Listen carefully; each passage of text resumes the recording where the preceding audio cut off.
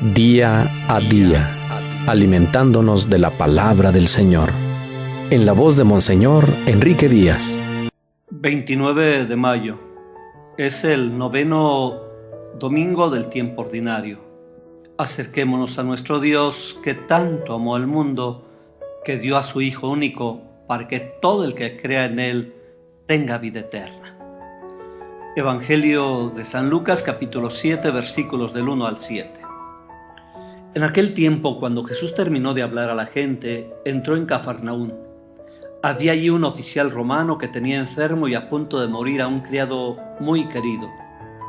Cuando le dijeron que Jesús estaba en la ciudad, le envió a algunos de los ancianos de los judíos para rogarle que viniera a curar a su criado. Ellos, al acercarse a Jesús, le rogaban encarecidamente, diciendo: «Merece que le concedas ese favor, pues quiere a nuestro pueblo y hasta nos ha construido una sinagoga». Jesús se puso en marcha con ellos.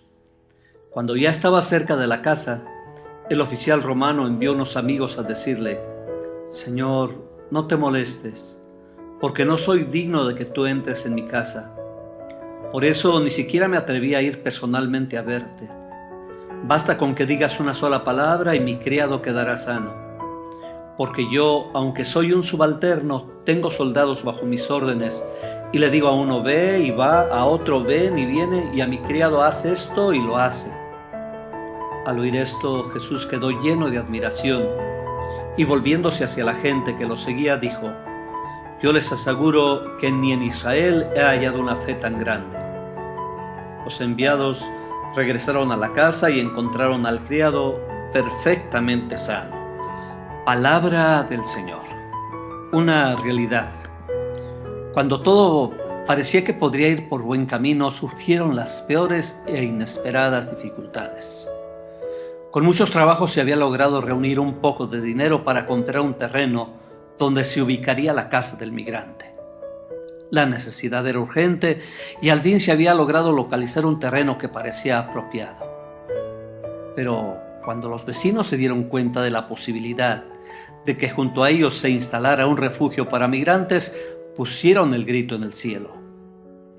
Ya estaban cooperando, ya ofrecían un poco de despensa, pero tenerlos allá cerca nunca lo aceptarían. Una cosa es ayudar con lo que uno puede, pero otra, meterlos en casa. Entre ellos hay algunas buenas gentes, pero otros son muy peligrosos, advierte muy enojado uno de los vecinos. No hubo argumento que los pudiera convencer y cerraron toda posibilidad. Las lecturas de este día ponen el dedo en la llaga. La buena nueva del Señor debe llegar a todos los pueblos, nos dice el Salmo. Nos suena a primera vista un mensaje maravilloso y todos podríamos firmar con mucho gusto esta propuesta. Cuando en México hacemos encuestas sobre la discriminación hacia los otros pueblos, cada uno de nosotros nos manifestamos abiertos y dispuestos a aceptar a los diferentes. Pero cuando pasamos a la práctica, se descubre una actitud xenófoba, intransigente con los demás y altamente discriminatoria. Baste comprobar la dolorosa realidad de los migrantes centroamericanos que se internan en nuestra patria. Son constantemente agredidos, extorsionados, violentados de muchas formas. El calvario que padecen los mexicanos en el norte en su aventura por una vida mejor no ha servido para que nos hagamos conscientes en el sur del sufrimiento de los hermanos que ante el drama de la pobreza y la violencia tienen que abandonar su tierra buscando mejores horizontes para su vida. Y aún en nuestras ciudades, los campesinos e indígenas que llegan obligados por el hambre y la miseria son relegados, mirados con recelo y con desprecio, y desplazados a vivir en las periferias en condiciones precarias y peligrosas. Es muy bello el sueño de Jesús de tener un Padre común, de formar la unidad fraternal. Nos entusiasma y lo proclamamos, pero después lo dejamos olvidado a la hora de encontrarnos con el hermano necesitado.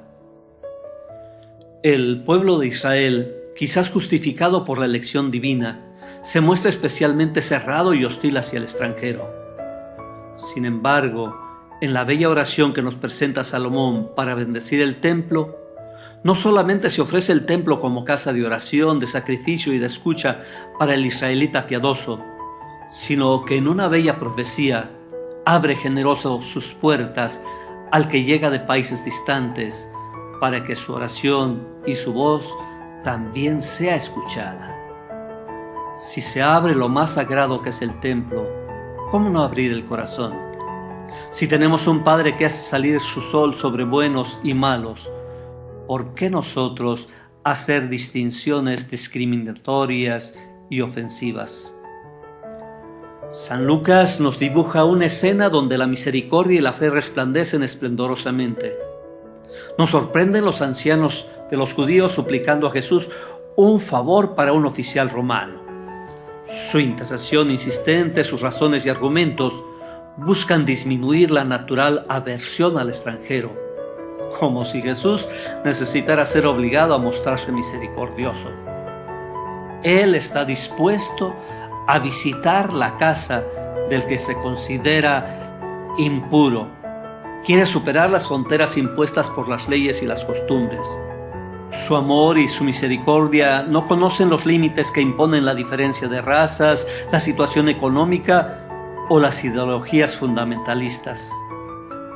Jesús solo se guía por la voluntad de su Padre, que a todos ama, a todos busca, a todos sana. Y entonces aparece la fe del extranjero. Cuando una persona se siente amada, responde también con generosidad y confianza. La fe del oficial romano supera la fe de los israelitas y provoca la curación de su criado. Todo es desconcertante en este pasaje. La intercesión por el extranjero, la preocupación por un criado, la fe de un pagano y la fuerza de la palabra.